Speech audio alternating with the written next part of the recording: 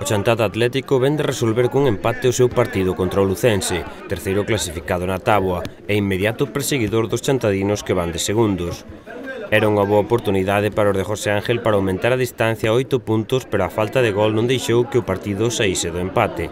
Este fin de semana non pudemos ganar, fixemos o que se pudo, xogamos ben, pero bueno, o único que nos faltou foi o gol, pero bueno, de cara ao partido do Arenas estamos todos entusiasmados, ahora mismo levanos 2 puntos e estamos ca ilusión de ganar e poñéndonos líderes. Bueno, como salides deste paro navideño? Entrenastes moito?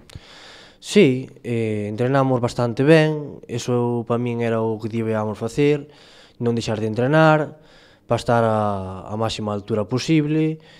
Xa che digo, entrenamos bastantes días, e bueno, o partido deste fin de semana xogouse ben, pero bueno, faltou non só o gol, nada máis.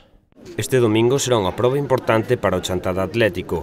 Chega ao Sangoñedo ás 4 da tarde o Arenas, líder na táboa, a tan só 2 puntos dos chantadinos.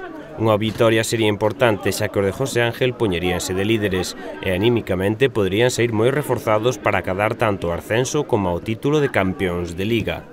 Eu penso que este é un partido clave, que se gana, pois, podemos dicir que se nos dan moi malas cousas, que para poder quedar campeón de Liga. Se perde, pois, bueno, é un traspé, porque ainda nos quedan partidos complicados fora, e, bueno, ganando este fin de semana é un paso moi adiante.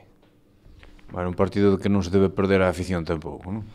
Non, gustaríanos que a afición nos apoiara o máximo posible, xa nos están apoiando, pero, bueno, é un partido no que necesitamos do apoio do público.